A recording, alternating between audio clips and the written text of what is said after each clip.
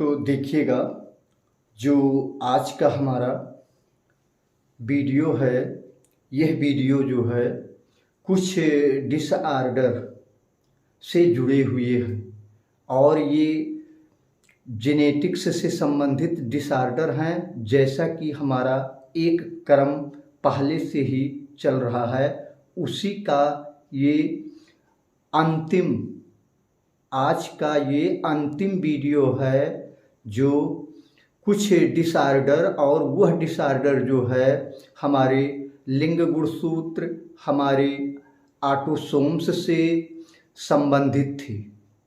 तो आज का जो हमारा वीडियो है, यह वीडियो जो है कुछ डिसऑर्डर को लेकर यहाँ पे दिया जा रहा है, जिसमें से जो पहला डिसऑर्डर है उसका नाम है dominant x linked inheritance. Dominant x linked inheritance. ठीक इसके पहले हम जो वीडियो आपको दिए हैं उसमें था रिसेसिव एक्स लिंक्ड इनहेरिटेंस। कहने का अर्थ है कि हमारे लिंग गुणसूत्र पर अप्रभावी जीन्स, एक्स गुणसूत्र पर अप्रभावी जीन्स पाए जाने से जो हमारा हीमोफीलिया था या कलर ब्लाइंडनेस था, वो बीमारी था। लेकिन आज यहाँ पर जो है डोमिनेंट एक्स लिंक्ड इनहेरिटेंस, अर्थात एक्स लिंग गुणसूत्र पर डोमिनेंट जीन की उपस्थिति में कुछ डिसऑर्डर हो जाते हैं, जिसे हम जो है कहते हैं डोमिनेंट एक्स लिंक्ड इनहेरिटेंस। और इसमें जो इसकी बीमारी होती है या डिसऑर्डर जो होती है वो है, लिखा है डिफेक्टिंग या डिफेक्टेड इनेमल। अर्थात हमारे जो मनुष्य में जो टीथ होते हैं, जो दांत होते हैं, वो दांत जो है कुछ त्रुटिपूर्ण ढंग से पाए जाते हैं। जो दांत होते हैं वो कुछ त्रुटिपूर्ण ढंग से पाए जाते हैं, इसीलिए इसका नाम दिया गया है डिफेक्टेड इनेमल, अर्थात त्रुटिपूर्ण इनेमल हो जाते हैं। तो देखा जाता है खास करके यह बीमारी जो होती है वो एक्स लिंग गुणसूत्र पर इसके जीन पाए जाते हैं, और एक्स लिंग गुणसूत्र पर पाए जाने के कारण महिलाओं में होता क्या है कि 2 एक्स लिंग गुणसूत्र होते हैं। अर्थात यह बीमारी जो है या जो ये डिसऑर्डर है वो खासकर या ज़्यादा संख्या में महिलाएं इससे ग्रसित होती हैं, जबकि पुरुष के लिंग गुणसूत्र में केवल 1 एक्स होता है। इसलिए जो है मनुष्य कम प्रभावित इस बीमारी से होते हैं, जबकि महिलाएं ज़्यादा प्रभावित इस जीन्स के कारण होती हैं। तो ये था हमारा x dominant x linked inheritance, जिसमें दिया गया है डिफेक्टेड एनिमल, यानी डिफेक्टेड एनिमल के कारण जो है, यानी ऐसा डिफेक्टेड एनिमल हो जाता है। अर्थात हमारा जो एनिमल, अर्थात जो टीथ होता है भाई, दांत का जो पोर्शन आप देख रहे हैं, चमकीला पोर्शन, सबसे कड़ा भाग होता है एनिमल, वही जो है त्रुटिपूर्ण, अर्थात देखते होंगे खासकर महिलाओं में कि दांत वगैरह बहुत ज़्यादा बाहर की तरफ निकले होते हैं, मुख जो होता है वो थोड़ा निकला हुआ होता है। तो वही है हमारा डिफेक्टेड इनेमल, जो डोमिनेंट एक्स लिंक्ड इनहेरिटेंस के कारण होता है। हाँ, और एक चीज़ जान लीजिए, जितने भी यहाँ डिसऑर्डर बताए गए हैं वो कोई भी डिसऑर्डर जो है, ये आप सोचिए कि हम दवा से इसे ठीक कर लेंगे, तो दवा से ये नहीं ठीक होंगे। कारण है ये जेनेटिकली पाए जाते हैं, अर्थात ये पीढ़ी दर पीढ़ी वाले बीमारी होते हैं, और ये हमारे जीन्स पर पाए जाते हैं। तो जब तक उनको जीन्स से नहीं हटाया जाएगा तब तक यह डिसऑर्डर समाप्त नहीं होंगी। इसी क्रम में अब हमारा जो है एक्स और एक्स पे जो जीन्स पाए जाते थे वो समाप्त हुआ है। दूसरा है वाई लिंकेड इनहेरिटेंस। तो कहने का अर्थ यहाँ है कि अब की बार जो जीन्स जो डिसऑर्डर के जीन्स पाए जाएंगे या जो डिजीज जीन्स पाए जाएंगे वो वाई गुणसूत्र पर पाए जाएंगे।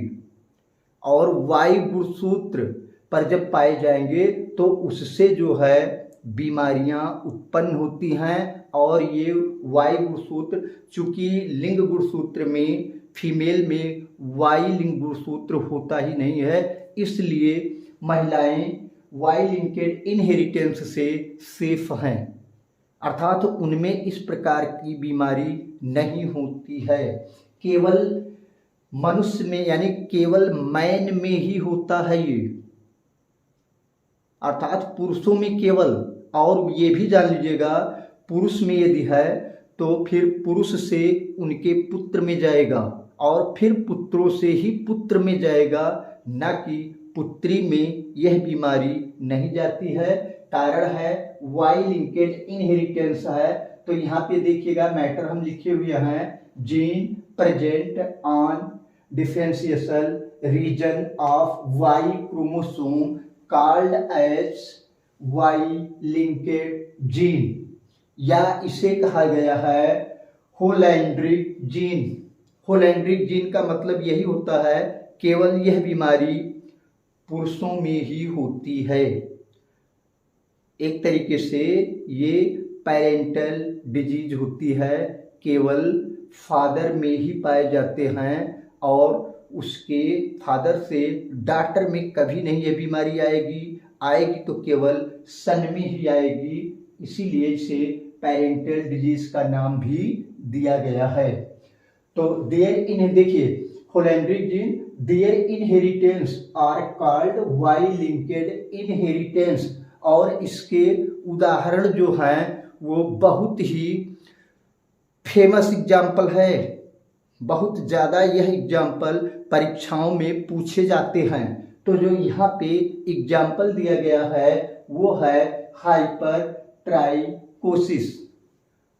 हाइपर ट्राइकोसिस का अर्थ होता है कि हियरी ईयर्स, अर्थात जो मेल में मनुष्य में मेल में जो कानों में बड़े बड़े बाल पाए जाते हैं वही बीमारी है हाइपर ट्राइकोसिस। केवल यह बीमारी या यह डिसऑर्डर केवल मेल में ही पाया जाता है, फीमेल में नहीं पाया जाता है। फिर हमारा है इसी क्रम में जो तीसरे टाइप का इनहेरिटेंस था, एक्स हो चुका है और वाई हो चुका है। तीसरा था एक्स वाई लिंकेड इनहेरिटेंस। अब यहाँ पर जो जीन्स डिसऑर्डर्स के जीन्स जो पाए जाएंगे वो दोनों गुणसूत्र पर, दोनों लिंग गुणसूत्र पर पाए जाएंगे, अर्थात एक्स पर भी और वाई पर भी। तो gene present on homologous region of X and Y genes, X and Y chromosomes called as X Y linked genes and their inheritance known as XY linked। कुल मिला के कहने का अर्थ यही है कि जो XY गुणसूत्र पर जो जीन्स पाए जाएंगे, अर्थात अब की बार जो जीन्स पाए जाएंगे वो बोथ सेक्स क्रोमोसोम पर पाए जाएंगे। और उनके उदाहरण जो दिए गए हैं वो उदाहरण है टोटल कलर ब्लाइंडनेस का, अर्थात टोटल कलर ब्लाइंडनेस हो जाएगा। दूसरा एग्जाम्पल जो है वो है जीरोडर्मा पिगमेंटोसा। यह है जीरोडर्मा पिगमेंटोसा संबंधित है स्किन डिजीज से। स्किन डिजीज से अर्थात जो है हमारे त्वचा पर जो है कुछ पैचेज पाए जाते हैं और वो मेलानिन नामक पिगमेंट जो होते हैं उसी के कारण पैचेज वो पाए जाते हैं। अर्थात यह संबंधित है स्किन डिजीज से, त्वचा संबंधी है। कौन? जीरोडर्मा पिगमेंटोसा। जो तीसरा एग्जाम्पल इसका दिया गया है वो है नेफ्राइटिस। नेफ्राइटिस का मतलब होता है एक प्रकार से ये किडनी डिजीज है।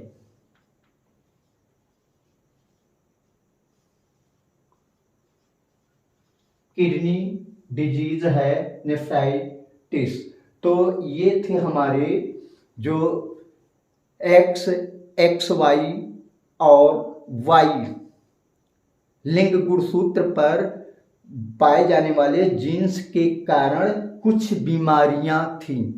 इसी क्रम में कुछ बीमारी और भी है जिसे हम आपको बता दे रहे हैं। हालांकि जितने मुख्य बीमारियां डिसऑर्डर थे वो हो चुका है।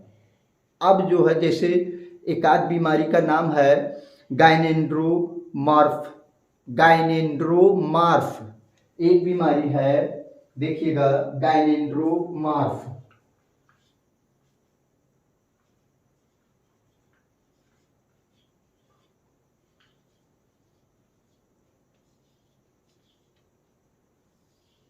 ये देखिएगा गायनेंड्रोमार्फ।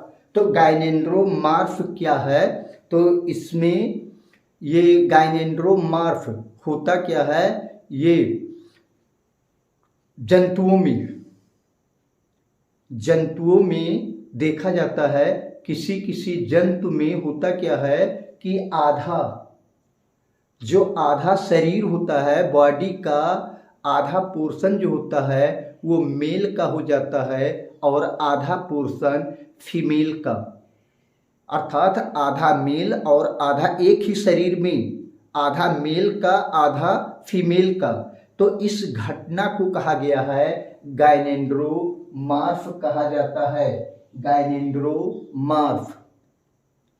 और इसकी खोज जो किया गया था वो एक साइंटिस्ट थे जिनका नाम था गोल्ड स्मिथ। तो गोल्ड स्मिथ के द्वारा इसकी खोज की गई है। गोल्ड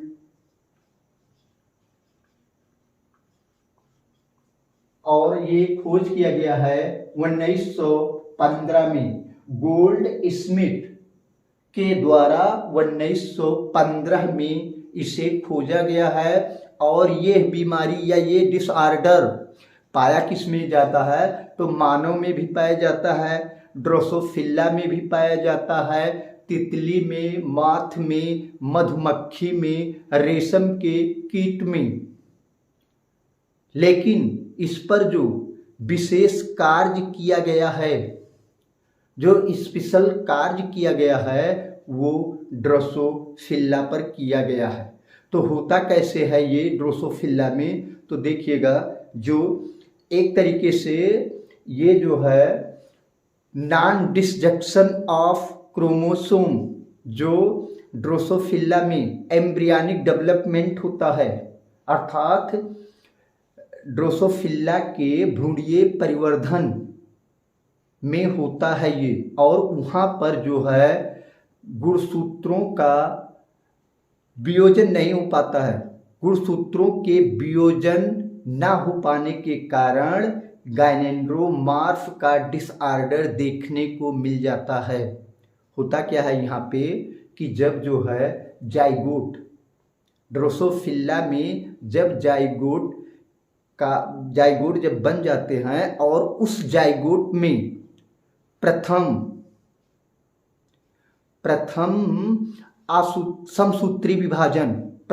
समसूत्री विभाजन के दौरान होता क्या है कि जो वहाँ पर एक्स होते हैं, इनके जो है गुणसूत्र जो होते हैं, एक्स गुणसूत्र जो होते हैं वो सेल से बाहर, एक एक्स गुणसूत्र जो होता है वो सेल के बाहर चला जाता है।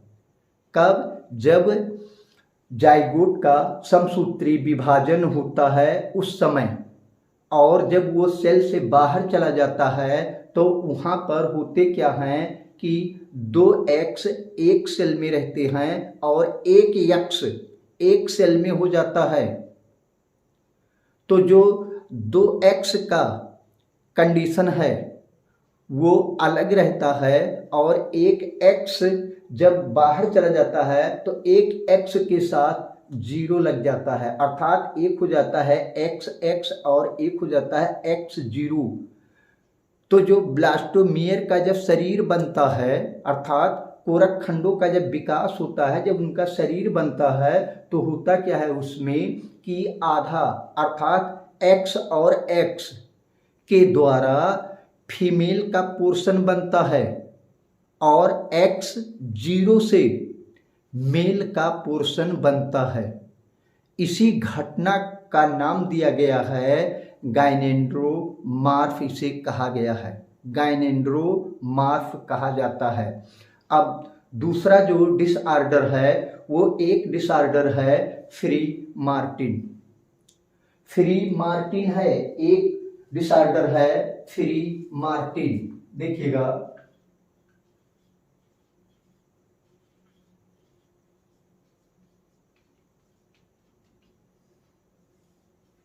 तो ये फ्री मार्टिन क्या है तो इसको भी सुन लीजिए। फ्री मार्टिन जो होता है ये हमारे जो चौपाई अर्थात गाय और भैंस में ये देखने को मिलता है। होता क्या है इसमें फ्री मार्टिन में कि वैसे जो जानवर ये होते हैं वो भी जो है एक ही बच्चे का एक बार में जन्म देते हैं, अर्थात एक बर्थ में केवल एक ही बच्चे का जन्म देते हैं। लेकिन कभी कभार होता क्या है वहाँ पर कि जुड़वा बच्चे भी ये उत्पन्न कर देते हैं। तो उस जुड़वा बच्चों में एक मेल होता है और दूसरा फीमेल होती है, अर्थात एक बछड़ा होता है तो दूसरा बछिया। तो जो बछिया होती है वो स्टेराइल होती है, अर्थात जनन योग्य ये आगे चलकर नहीं होगी, और इसी घटना का नाम दिया गया है जो बछिया स्टेराइल होती है, अर्थात अब उससे किसी शिशु का जन्म नहीं होगा, तो उसी घटना का नाम दिया गया है फ्री मार्टिन। और मार्टिन नामक साइंटिस्ट ने इसकी खोज किया था, जबकि इस पे जो है लिली नामक साइंटिस्ट ने काम किया है। और उन्होंने, जो लिली नामक साइंटिस्ट थे, उन्होंने इस पे जो अपना रिपोर्ट दिया है उसमें बताया गया है कि इसमें होता क्या है कि जब जो है इनका विकास, अर्थात जब जो है यूट्रस में जो गाय है या भैंस है उसके यूट्रस में जब जो है दो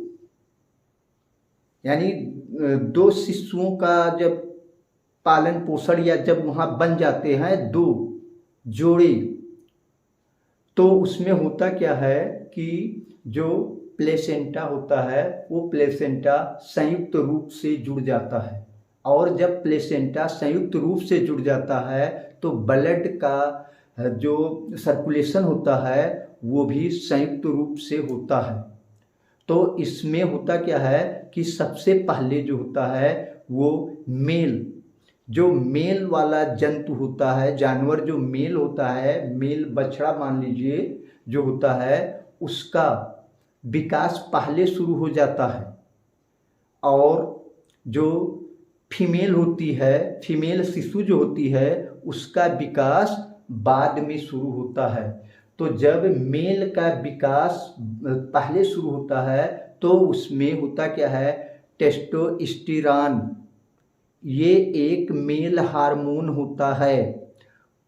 मेल हार्मोन का रिसाव होता है और उसके कारण जो है मेल का पोर्शन जो होता है वो पहले बन जाता है, और बाद में फीमेल का बनना जब शुरू होता है तो टेस्टोस्टेरोन हार्मोन के ज़्यादा स्राव से उस पर प्रभाव पड़ता है और उसका विकास जो है वो नहीं हो पाता है। अर्थात उसके बाह्य रूप से तो उसका विकास होता है, लेकिन जो बाह्य रूप से उसके सेक्स आर्गन्स वगैरह होते हैं बाह्य रूप से फीमेल के, वो तो फिनोटाइपिक रूप से प्रदर्शित होते हैं, लेकिन उसके अंदर अर्थात जो ओवरी होती है वो अल्प विकसित रहती है, इसीलिए वो स्टेराइल होती है और इसी घटना को नाम दिया गया है फ्री मार्टिन। अब देखिएगा, ये फ्री मार्टिन हुआ जो है, मार्टिन नामक साइंटिस्ट ने इसकी खोज की थी और लिली ने इस पे जो है काम किया है। लिली नामक साइंटिस्ट ने इस पे कार्य किया जो अभी हम आपको बताए हैं। और देखिए कुछ बीमारी और है, जैसे एक है सेक्स इन्फ्लुएंसेड और सेक्स कंट्रोल्ड ट्रेट्स, अर्थात लिंग से प्रभावित कुछ लक्षण जो पाए जाते हैं उससे भी डिसऑर्डर होते हैं। जैसे मनुष्य में कुछ लक्षण जो होते हैं वो जीन के ऑटोसोम्स पर पाए जाते हैं। इनके जो मनुष्य के कुछ लक्षण जो होते हैं वो ऑटोसोम्स पर पाए जाते हैं, उनके जीन, लेकिन वो प्रभावित होते हैं लिंगों से। जैसे इसमें एक बीमारी होती है या एक डिसऑर्डर कह सकते हैं, वो होता है गंजापन, जिसे हम कहते हैं बाल्डनेस।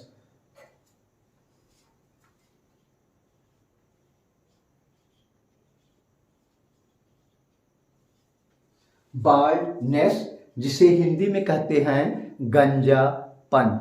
और ये गंजापन जो होता है, देख लीजिएगा, ये जो होता है ऐसा भी इसमें बताया जा रहा है,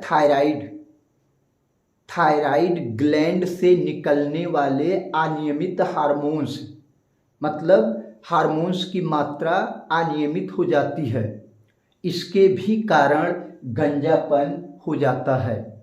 लेकिन जो गंजापन का मुख्य रूप से आनुवंशिक जो प्रक्रियाएं गंजापन की आनुवंशिक होता है, उसमें क्या होता है कि एक समजात एलील्स जीन के जोड़ी, जिसे हम प्रदर्शित करते हैं बी और बी, देखिएगा यही जो है गंजापन के लिए जिम्मेदार होता है। यदि ये होमोजाइगस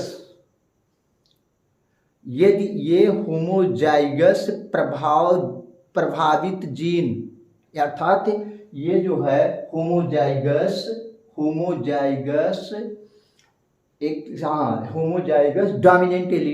होमोजाइगस डोमिनेंट एलील यदि कैपिटल बी है तो इससे मेल और फीमेल दोनों प्रभावित होती हैं, दोनों इससे प्रभावित होंगी। यदि यह जीन जो है ऑटोसोम्स पर पाया गया तो दोनों प्रभावित होंगी। लेकिन यदि हेटेरोजाइगस एलीलिक जीन अर्थात कैपिटल बी स्मॉल बी यदि पाया गया ऑटोसोम्स पर, तो वहां पर केवल मेल इससे प्रभावित होंगे, ना कि फीमेल। और यदि होमोजाइगस रिसेसिव जीन की उपस्थिति होगी तो ना मेल प्रभावित होंगे ना फीमेल प्रभावित होंगे। यदि ये वाला कंडीशन उपस्थित है तो इसमें कोई प्रभावित नहीं होगा। और कुछ जो है लिंग सीमित लक्षण भी होते हैं, वो भी समजात गुणसूत्र पर ही पाए जाते हैं। जैसे कि होता क्या है कि जो मिल्क ग्लैंड होते हैं, दुग्ध स्रावित ग्रंथि जो होते हैं वो केवल सक्रिय होते हैं फीमेल में। मेल जो होते हैं मोर पिकॉक, जो मेल पिकॉक होते हैं उनमें सुंदर पर पाए जाते हैं। जो मुर्गी होती है उनमें कलंगी पाई जाती है। तो ये सब जो है लिंग सीमित लक्षण होते हैं। तो आज का वीडियो, और जान लीजिएगा ये वीडियो बहुत ही महत्वपूर्ण है। तो आज का वीडियो बस इतना ही। धन्यवाद।